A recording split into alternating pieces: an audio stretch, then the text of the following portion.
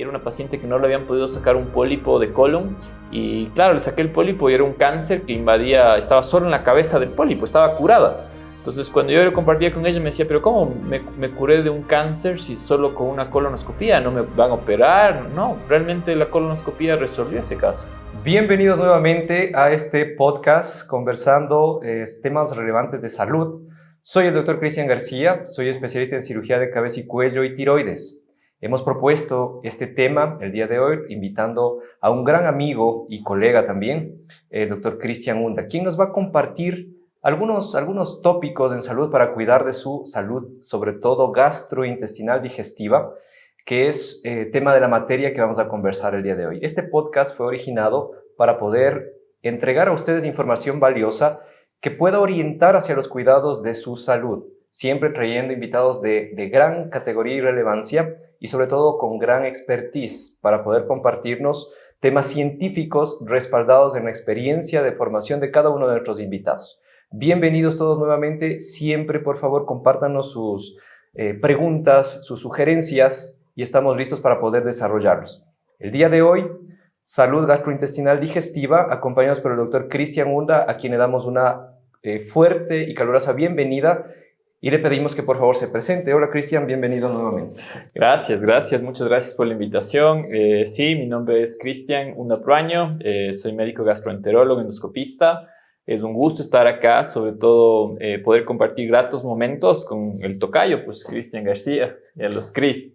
Sí, bueno, gracias a la convivencia cotidiana que tenemos nosotros en los proyectos varios que hemos desarrollado, pues hemos forjado una gran amistad sólida para nosotros cuidar de nuestros pacientes. Hay algunos temas que compartimos, siendo yo especialista de cabeza y cuello. Cristian me apoya con el cuidado de algunos pacientes que requieren la atención conjunta, es por eso que lo invitamos también a conversar. Quería que nos cuentes un poquito, ¿qué hace un gastroenterólogo? ¿Cuál es su expertise? ¿Cómo se llega a formar un gastroenterólogo? A propósito que hay varios estudiantes también que siguen este podcast y nos podemos dar algunos tips para que ellos puedan orientar su formación. Sí, bueno, os voy a contar un poquito de mi historia. Cuando yo entré a estudiar medicina, realmente yo quería ser pediatra. Mientras avanzaban los años, como toda persona, después ya quería ser plástico, traumatólogo. Luego me fui a hacer el curso del MIR en España. Y evidentemente cuando hacía el curso del MIR me llamaba la atención que los médicos más jóvenes y que tenían en cierto modo más experticia era el cardiólogo y el gastroenterólogo. Entonces, había cambiado muchísimo la medicina desde hace 5 años y sobre todo me gustaba mucho a mí una especialidad que resuelva y que nos permita justamente resolver en corto tiempo. Entonces, la gastroenterología es una especialidad que permite diagnosticar, hacer mucha terapéutica y resolver en corto tiempo muchas cosas que antes era muy difícil. Y por eso es que cada vez los gastroenterólogos, no quiero decir quitamos del espacio del cirujano, sino que compartimos con el cirujano muchos espacios. Entonces, es fundamental para poder hacer indudablemente intervencionismo. ¿Cómo me formé? Yo hice mi pregrado aquí en la Universidad Central, estuve en España justamente haciendo para el MIR, luego hice gastroenterología acá en la Universidad Católica, hice también un curso de especialidad en hígado, es algo que siempre me ha gustado un poco solo por hobby, por decirlo así, porque hay muchos pacientes que lo necesitan y siempre lo que más me ha fascinado es la terapéutica endoscópica. Entonces, para ser un gastroenterólogo hay algunas maneras, en algunos centros se requiere hacer medicina interna y luego hacer gastroenterología y endoscopía, y en otros evidentemente se puede hacer gastroenterología y endoscopía con una formación total. Excelente. Nosotros siempre confiamos en la formación académica de cada profesional. Cristian, mi tocayo, ha demostrado de sobra su expertise y hemos compartido algunos casos, algunos escenarios muy importantes cuidando nuestros pacientes en común. Ustedes como pacientes deben saber que actualmente la ciencia, la medicina ha evolucionado grandemente. Inclusive en especialidades dirigidas existen subespecialidades con mayores experticia. Y hemos podido observar también el desarrollo cada vez mayor de procedimientos mínimamente invasivos, intervencionistas, que podrían ser endoscópicos, ¿verdad? O podrían ser transcutáneos, percutáneos, etcétera, intentando poder resolver con un impacto menor en la salud de nuestros pacientes. ¿Cuáles son los procedimientos más frecuentes que hace un gastroenterólogo? Bueno, un gastroenterólogo debe ir desde lo básico a lo más avanzado, pero para poder llegar a lo avanzado siempre tiene que saber hacer un diagnóstico precoz y oportuno. Ahora la ventaja es que tenemos herramientas, equipos en los cuales en ocasiones no es necesario ni siquiera tomar una biopsia para saber si es algo bueno o algo malo, porque hemos avanzado en el punto en el cual me permite ver en un estómago, por decirlo así, lesiones que son tempranas y el objetivo más que mandar a un patólogo es extraer toda esa lesión. Lo más común que todo el mundo lo puede ver son endoscopías digestivas, colonoscopías y evidentemente de aquí salen las ramas principales para poder hacer intervencionismo, es decir, si se ve lesiones tempranas, poder sacarlas. Las personas cuando hablamos un poco de cáncer, los pacientes piensan que claro, todo cáncer es un cáncer avanzado, que evidentemente va a requerir un tratamiento quirúrgico, quimioterapia, radioterapia, pero si el cáncer es algo muy inicial, no va a ser necesario y el procedimiento endoscópico es suficiente, por decirlo de esta manera, para un seguimiento. De ahí se desprenden todas las ramas, ¿no? Una de esas ramas es la situación de vías biliares, las cuales igual se puede resolver por endoscopía. Realmente la endoscopía ha desplazado totalmente a la intervención. El páncreas por el ultrasonido endoscópico. Siempre recuerdo una frase de un gran profesor mío que decía, el páncreas fue creado para estar bien atrás del cuerpo para que ningún cirujano lo tope. Porque claro, las intervenciones de páncreas son muy riesgosas y con alta mortalidad y por eso es que la ecoendoscopía o la endoscopía, por decirlo de esta manera, permite visualizar, tomar una muestra, colocar stents. Ahora nosotros hablamos mucho de tercer espacio, es algo que me apasiona bastante y el tercer espacio es tratar de ir viendo órganos, por decir de esta manera, y también poder sacar lesiones. Entonces, lo más básico, lo más común que tenemos en nuestro medio va a ser siempre endoscopías digestivas, colonoscopías, pero es fundamental saber detectar en un tiempo adecuado lesiones. Excelente. Hay algunos tópicos, ¿no es cierto?, que nosotros, yo me pongo también en el lugar de paciente, aún siendo médico, también escucho los consejos de mis colegas porque también tengo que cuidar de mi salud. Creo que primero deberíamos dar ejemplo para estar con una salud con plena seguridad de que nosotros estamos sanos para, pues, orientar a nuestros pacientes. Pero aún así, quizá el desconocimiento, el temor o la inseguridad nos pueda alejar un poquito de aquellos procesos preventivos que nos podrían evitar grandes consecuencias. Creo que un ejemplo muy frecuente es aquel paciente que desmerece los síntomas que tiene o que puede presentar, evitando de esta forma diagnosticar tempranamente tumores que pueden ser malignos inclusive, pero existen recomendaciones generales. Nosotros sabemos que una enfermedad puede aparecer en cualquier momento de la vida, pero hay grupos de edad que pueden presentar con mayor relevancia algunos tipos de problemas. ¿Cuál es el tumor maligno más frecuente que tú diagnosticas y que a la vez debería ser prevenido? ¿Qué recomendación nos podrías compartir? Sí, bueno, solo por acotar esto, pienso que no solo en Sudamérica, a veces decíamos Sudamérica, pero pienso que en todo el mundo, nosotros como pacientes acudimos al médico cuando nos molesta algo, ¿no? No tenemos esta cultura de prevención, como que ya cumplo esta edad y a esta edad yo debo saber que tengo que hacerme estos chequeos. A diferencia de muchas personas, por ejemplo, tengo pacientes que vienen a vivir a Ecuador a jubilarse y claro, ellos dicen, mira, en Ecuador veo que hay mucha prevalencia de esta patología, por ende quiero prevenir por si acaso me toque. Yo veo mucho ahora cáncer gástrico avanzado en jóvenes. Gente joven, me refiero a 30, 40 años de edad, y también cáncer de colon, que pensábamos antes que evidentemente había un corte, pero en población ecuatoriana lo que más se ve, por decir de esta manera, es colon y gástrico. Y si vemos en las estadísticas globales, claro, están en el segundo y en el tercer puesto, por decirlo de esta manera, sea hombres o mujeres. Y el problema es que siempre un cáncer avanzado tiene un pronóstico muy reservado. Pienso que el colon es muy prevenible, el estómago se maneja un poco diferente porque ya intervienen muchos factores, pero el colon es extremadamente prevenible. Estamos en marzo, se llama el mes azul, me he puesto la corbata azul por el mes del cáncer de colon, la prevención. Y una de las cosas fundamentales que siempre decía una médica famosa en Estados Unidos, decía, oye, cuando tienes 45 años de edad, el mejor regalo que te puedes dar es una colonoscopía bien hecha. Hay algo que debemos ir evolucionando en Ecuador y es la situación que como pacientes a mí no me compete saber qué es una colonoscopia bien hecha, porque se supone que si voy donde el médico, evidentemente va a tener que estar bien hecha. Pero no manejamos mucho reacreditaciones y no manejamos mucho de la situación de cómo se hace, dónde se hace, indudablemente quién lo hace. Porque siempre a mis estudiantes de posgrado o de pregrado les hago una pregunta, ¿no? Les digo, oye, ¿sabes por qué al año, y le hago una pregunta al doctor Chris ahora, ¿por qué al año los pilotos, sin necesidad de que nadie les obligue, ellos optan por una prueba, es decir, por una autoevaluación de cómo deben manejar un avión? Yo pienso que hay varios factores, ¿no? Entre ellos la presión emocional, psicológica, hay mecanismos atmosféricos, barotrauma, entre otros, pero algo técnico no lo tengo en mente.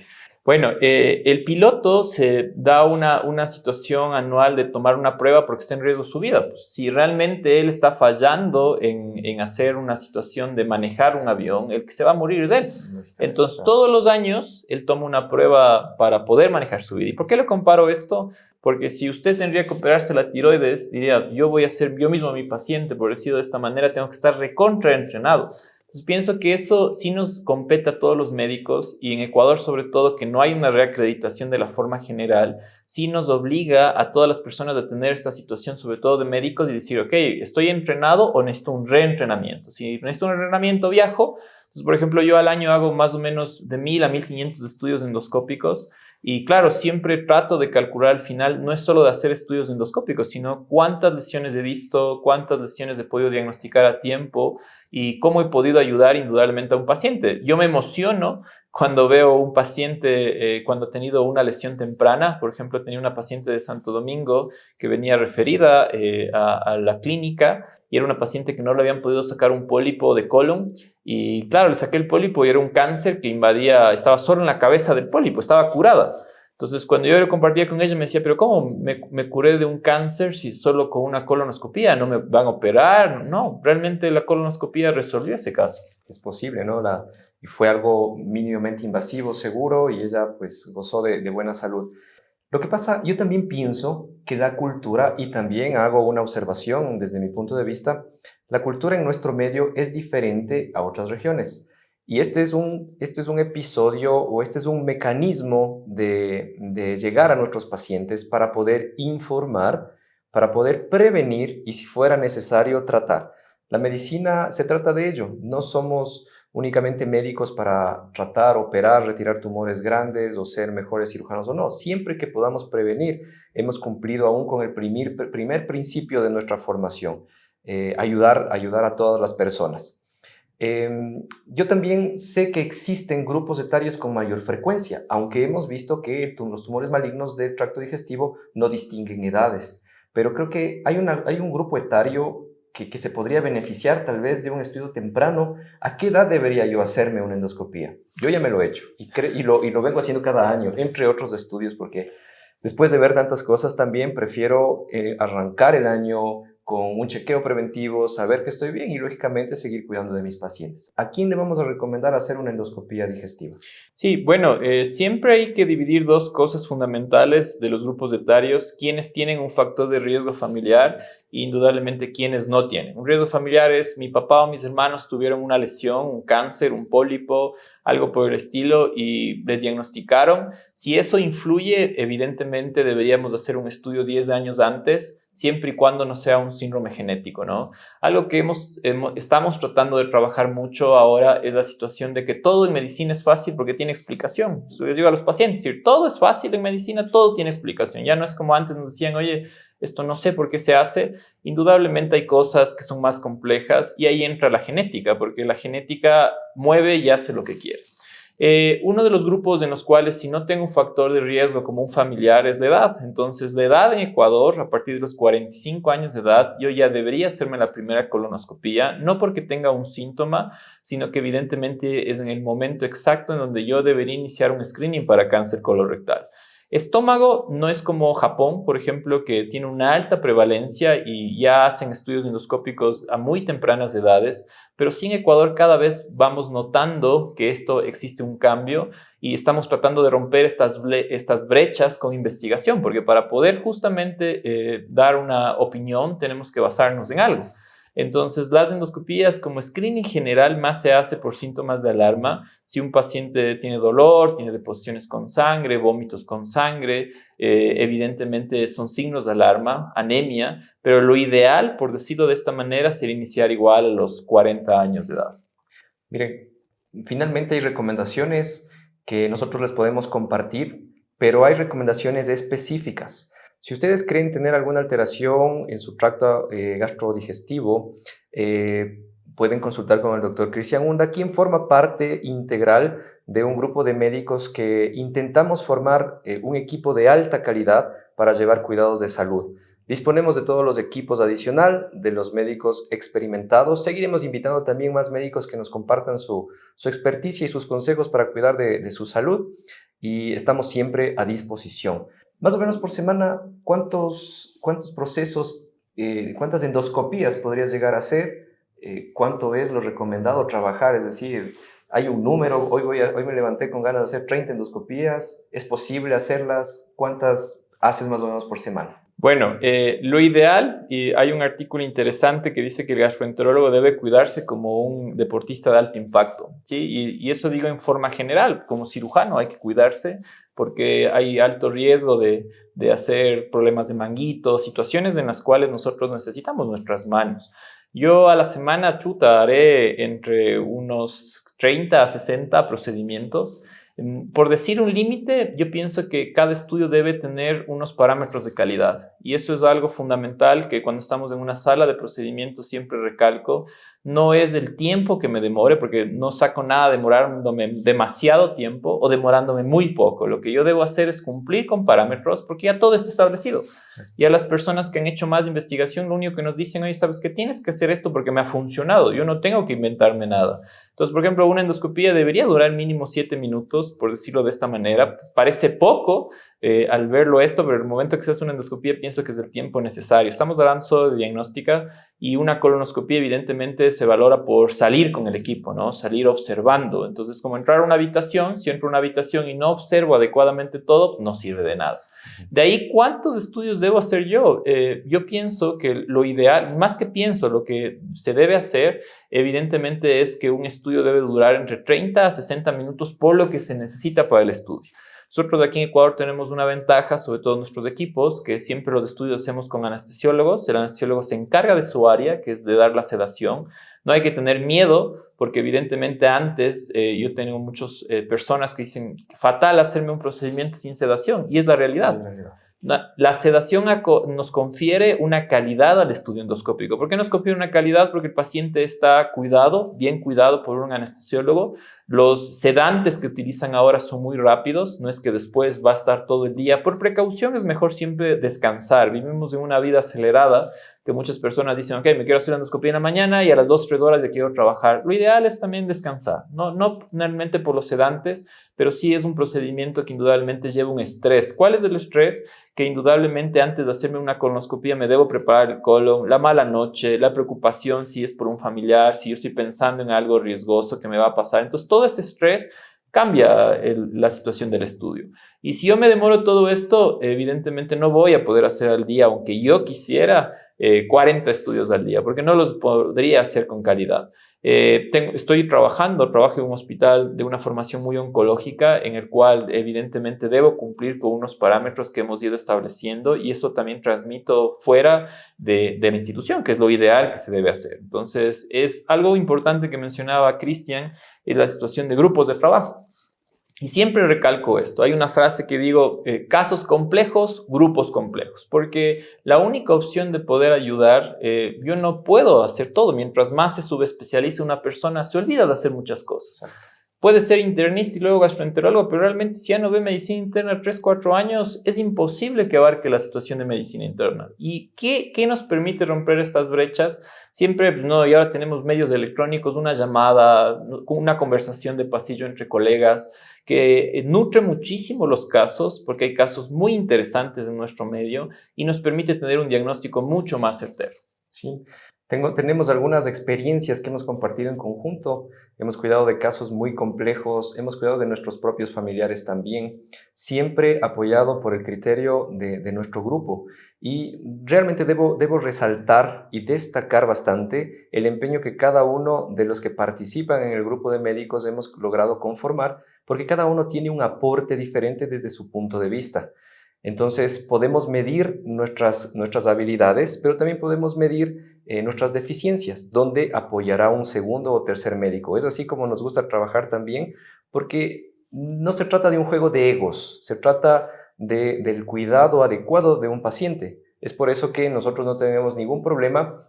Cuenten con la asistencia del doctor Cristian Hunda, quien es un médico plenamente entrenado en poder dirigir el cuidado de su salud, plenamente confiado en su expertise, además de la tecnología que tenemos a disposición para ustedes. Yo quería topar un tema muy importante. Bueno, como cirujano de cabeza y cuello, a mi consulta llegan muy frecuentemente pacientes que quejan uno de los síntomas más frecuentes en la medicina en común: dolor. Vienen por dolor. Doctor, me duele en cualquier campo, ¿no? Dolor en rodilla, articular, etcétera, en otras profesiones me refiero, pero particularmente en cuello. Vienen dolor, doctor, tengo dolor en el cuello, ¿cree que puede ser la tiroides? Bueno, la tiroides es un órgano que sí podría interferir, pasar por procesos inflamatorios, provocar dolor, pero una vez que yo logro descartar este tipo de problema, existe en conjunto una patología que nosotros compartimos los cuidados muy frecuentemente. Me estoy refiriendo al reflujo gastroesofágico. ¿Cuáles son los síntomas del reflujo? ¿Cómo puedo diagnosticar? ¿Qué debo recomendar a un paciente? ¿Cuáles son los síntomas que ellos más frecuentemente tienen? Desde mi punto de vista es el dolor, y el dolor no es un dolor muy común, por así decirlo, ¿no? Es un dolor extraño, el paciente no suele poder describirlo, que también podría corresponder a veces a tiroiditis repetido. ¿Cuál es tu punto de Sí, vista? pienso que a veces hay dolores insoportables. Uno de esos está el reflujo, sobre todo es un dolor punzante intenso que puede molestar hasta el brazo, la espalda. Y evidentemente, mientras más tiempo tenga esto, va a tener un cuadro más complejo, ¿no? El estómago siempre va a producir ácido. Siempre les digo eso a los pacientes. Para eso fue creado. Al día producimos 70 veces reflujo. ¿Cuál es la situación? Que si este reflujo es muy ácido, un órgano el cual no está preparado para trabajar como es el esófago, va a darnos molestias, un dolor punzante a nivel de epigastrio que puede irradiarse hasta poder confundir en emergencias por un infarto agudo de miocardio que puede presentarse si es un dolor muy representativo. Lo importante de esto es justamente saberlo y controlarlo a tiempo para que luego no avance ni tengamos un reflujo crónico, que a veces controlarlo va a ser un poco más difícil. Siempre es importante esto porque el paciente cuando llega a nuestra consulta o nos visita, lo que él está esperando es resolver su problema. Y si nos visita a veces, o la mayoría de consultas que tenemos, es realmente por dolor.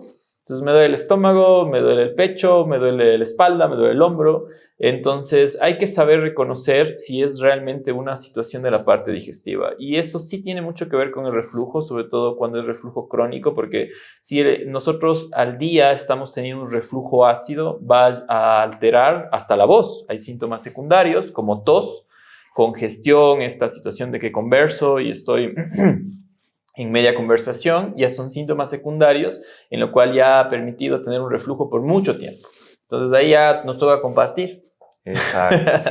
Sí, yo, bueno, por experiencia, de hecho, es la segunda causa más frecuente de consulta que he podido verificar: el dolor cervical y dolor, epigastralgia, síntomas finalmente de reflujo. Y automáticamente yo utilizo una pregunta. Entonces, después de descartar lo que me compete como parte de mi profesión, les pregunto: ¿y tiene gastritis? ¿Se ha hecho una endoscopía? ¿Está tomando algún medicamento? Y la mayoría de las veces la respuesta es positiva. Existen algunas formas o algunos desencadenantes de tener gastritis. La gastritis yo pienso que es algo muy frecuente, ¿no? Quizá yo también lo tenga, quizá tú siendo gastroenterólogo también, pero hay algunos síntomas y algunos desencadenantes que pueden aumentar el reflujo y pueden persistir en el reflujo, ¿no es cierto? No curarse del todo. ¿Cuáles son aquellos? Sí, hay una cosa que evidentemente yo he tratado un poco de ir puliendo. La gastritis crónica como tal, crónica no es por el tiempo, sino por el contacto. La mucosa es como la piel que decimos, el estómago está recubierto de una mucosa. Y claro, lo que más nos debe preocupar a nosotros cuando hablamos de lesiones tempranas es que más que gastritis se ha transformado en atrofia, metaplasia o displasia. Cuando hablamos netamente de reflujo es porque el ácido, el reflujo que tenemos, podemos tener dos tipos de reflujo, ¿no? Un alcalino y un ácido. Y el reflujo ácido, al subir al esófago, genera erosiones. Entonces ahí genera esofagitis. Y claro, lo que el paciente siente es que en la mañana o cuando hay periodos largos que no ha comido, evidentemente regresa un poco de ácido o come, al mezclarse con la comida, puede regresar y generarle molestias. Y esto en el transcurso del día va a ocasionar que tenga dolor, ardor, que ellos también lo refieren, boca seca, boca amarga, tragos amargos, pues como lo pueden referir también en consulta, siento como que estuviera comiéndome algo extremadamente cítrico. Y estos son síntomas, por decir de esta manera, que tiene el reflujo. ¿Cómo se puede ver? Hay reflujos ácidos y alcalinos, entonces la mejor manera es siempre direccionar con síntomas de alarma y la única opción de decir así es verlo directamente con una endoscopía, ¿no? Porque la endoscopía va a direccionar muchísimo hasta cuando hay cambios mínimos en el esófago. A veces ni siquiera forma una erosión y hay cambios tan pequeños que con la luz blanca o de alta definición de un endoscopio o cromoendoscopía, nosotros, para tener una idea, en las cámaras que ustedes ven de celulares pueden poner filtros, ¿no? Entonces ponen un filtro y se ven más bonitas las personas. En endoscopía también podemos poner un filtro y ver más bonita la mucosa. Entonces, nos permite ver o diagnosticar cosas tempranas como el reflujo. Es parte del screening de endoscopía también investigar un poco del Helicobacter pylori. Sí, es algo muy interesante y estamos justamente tratando de hacer un trabajo que es la situación, hubo un grupo español hace unos 2 años en el cual tengo un gran amigo y es ver la necesidad de tomar una biopsia para Helicobacter pylori. Hay algo en el estómago que se llama vénulas colectoras y lo que ellos hicieron es ver qué pacientes tenían vénulas colectoras y cuáles no. Los que tenían vénulas colectoras, por decir de esa manera, era extremadamente raro que tengan una infección de Helicobacter y los que no tenían, evidentemente, podían estar en una infección de Helicobacter. Hay países como Estados Unidos o países europeos, los cuales el Helicobacter es bien raro, porque el Helicobacter pienso que se traduce mucho al nivel socioeconómico de cada país, es decir, al agua y a lo que comemos. Entonces, la mejor manera, la endoscopía nos va a permitir tomar una muestra y evidentemente ver si ese paciente tiene Helicobacter y si va a ser necesario tratarlo. Algo que es medio anecdótico, por decir de esta manera, es que el Helicobacter es muy pilas. Pienso que las bacterias son muy inteligentes en nuestro medio. Y claro, hasta hay una serie de hongos que se estrenó en HBO y es un poco real. Y la situación de las bacterias, sobre todo como el Helicobacter, es protegerse. Entonces, el Helicobacter se protege con el ácido. Entonces, cuando yo a un paciente le elimino el Helicobacter, se va a quedar con reflujo. Entonces, yo tengo que explicarle que hasta para que el estómago se regularice, va a pasar un tiempo luego de eliminar el Helicobacter y voy a tener que tratar el reflujo. Sí, yo he percibido algunos pacientes que cursan el tratamiento de Helicobacter y ellos a veces desisten de completar el tratamiento o toman la mitad del mismo o no lo hacen. Yo creo que es muy importante siempre insistir, recomendar a nuestros pacientes completar el tratamiento por el riesgo de persistencia, entre otras posibilidades, ¿no? Pero creo que sí, el Helicobacter es una entidad muy frecuente en nuestro medio. Creo que también es responsable de algunas alteraciones, entre ellas gastritis y el reflujo, que a mí realmente me llama mucho la atención porque yo lo veo cada vez en personas más jóvenes. Entonces, siendo así, yo pienso que ellas deben consultar oportunamente a un gastroenterólogo y tengo la ayuda del doctor Cristian Hunda, quien siempre está presto para ayudarnos a atenderles y pues inclusive tenemos toda disponibilidad para hacer los estudios endoscópicos con la calidad que nuestros pacientes requieren.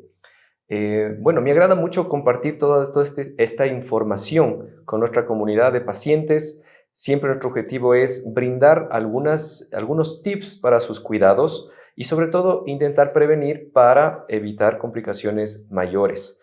Me gustaría ir finalizando esta charla, esta conversación, con un mensaje. ¿Cuál es el mensaje dentro de tu especialidad que podríamos compartir en forma general a nuestros pacientes para que pues ellos, primero, creo que no tengan miedo, segundo, busquen información oportuna en fuentes válidas y pues ponernos a disposición también siempre, ¿no? Sí, bueno, uno de los principales mensajes creo yo que es, primero hay que cuidarnos de nosotros para cuidar de nuestras familias, ¿no? Y esto aplica en forma general. Es decir, que si yo tengo hijos, esposa, todo mi entorno, papás, hermanos, la mejor manera es cuidarme yo para poder cuidar de ellos. Entonces, el mensaje que debe ir es que siempre tengo que cambiar un poco el chip y comenzar a hablar de prevención. Las personas que hacen ciclismo, hay un mensaje que dice preferible gastar en la bicicleta que luego gastar en salud, ¿no? En el contexto refiriéndose a hacer siempre ejercicio. Saludables. Sí, cuestiones muy saludables y me quedo con una frase que decía Cristian también en estos días, decía, ok, recién a los 40 y tanto años de edad he comprendido que una de las cosas más importantes es la salud, porque con la salud se puede hacer absolutamente todo. ¿Qué mensaje puedo yo decirles a todos, a las personas que nos están viendo? Es que la mejor manera de cuidarnos o cuidarles es siempre verlos como nuestro entorno, como personas muy cercanas haciendo prevención, que es uno de los factores fundamentales. Y también teniendo opiniones, quiero solo robarme un segundo en esto. Estas semanas he tenido algunos pacientes que por cuestiones de seguro han tenido una segunda opinión y a veces los médicos ecuatorianos nos asustamos cuando hablamos de segundas opiniones, por decirlo esto. Y estas opiniones que se han dado de médicos extranjeros coinciden bastante con lo que hacemos nosotros en Ecuador y yo les digo a ellos abiertamente, es decir, cuando hay cuestiones o casos complejos, qué mejor que otro especialista también te valore y tú mira si discrepan mucho o hacen lo demás. Entonces, con esto se concluye que evidentemente lo mejor es hacer un chequeo a tiempo, confiar en la persona que está al frente, que es una de las cosas más importantes. Si por A o por B no confías en quien te está tratando, es un problema, pienso yo. Y siempre cuidar de nuestra familia y la manera de cuidar de nuestra familia es cuidando de nosotros con estudios a tiempo. Qué importante recomendación la que también yo participo. Cuando nosotros atendemos pacientes y vemos patologías que son complejas de asimilar para el paciente, a veces sabemos que nosotros no somos la única opción, ni quizá la única opinión que esté al frente, pero lo que siempre hacemos es mantenernos alineados en forma científica, algorítmica, para no tener excesos, pero tampoco ser muy superficiales en las indicaciones. Y siempre existirá una segunda opinión a la cual yo tampoco no tengo problema en ser valorado por un segundo colega o con aportar más opiniones también a mi terapéutica. Yo siempre estoy abierto a ello. Creo que de ello se trata. Gozar de la comunicación entre todos los médicos para llegar al mejor cuidado de todos nuestros pacientes. Bueno, quería agradecer la presencia de todos ustedes, la preferencia de seguir manteniendo activo este canal. Venimos trabajando constantemente. No es algo que involucre un sacrificio. Sin embargo, hemos tenido que ir mejorando cada vez en algunos aspectos. Entre ellos, nosotros no somos comunicadores, somos apenas médicos y estamos haciendo esto para intentar llegar un poquito más cerca hacia ustedes, sus hogares y para cuidar de su entorno familiar. Esto no sustituye una consulta. Visiten a nuestros médicos especialistas. Llámenlos, consúltelos, tomen una cita en forma oportuna. Las redes sociales sirven para interactuar, mas no sustituyen jamás la consulta presencial con un médico adecuadamente entrenado y certificado. Yo quiero agradecer la presencia de nuestro amigo de la casa con quien hemos hecho un grupo de trabajo muy importante. Su experticia nos ha ayudado a resolver sinnúmeros de pacientes, muchos casos complejos también. Nuestra plena confianza en un grupo joven. Aún me considero parte del grupo joven. Espero que mantenga así unos cuantos años. Y bueno, se ha caracterizado sobre todo por el ímpetu de todos trabajar con la misma insistencia. Hoy recibí un mensaje muy bonito de una paciente que nos visita de Texas. Creo que hoy consultó contigo. Entiendo que se va a hacer unos estudios por hígado graso y me dejó un mensaje muy bonito. Me dijo, usted goza de un equipo muy comprometido. Le entendí perfectamente, me recomendó hacer esto, sé dónde hacerlo y lo voy a hacer antes de retornar a Texas. Y realmente la medicina aquí en Ecuador está a la par que en otros lugares.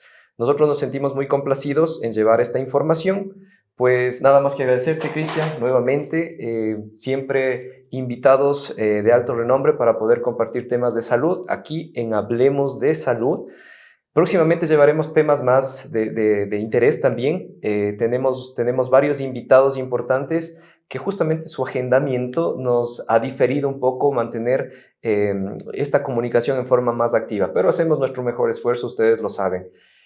Muy agradecido, por favor, cuando desees, esta es tu casa, estás abierto para compartir temas también de importancia y esperamos contar con tu presencia y apoyo a nuestros pacientes a quienes debemos este canal y mantenernos en comunicación. Gracias a todos ustedes. Cris, nuevamente, muchas gracias. No, gracias a ustedes. Esto es Hablemos de Salud y nos vemos en un próximo episodio. Temas de importancia para cuidados de su salud.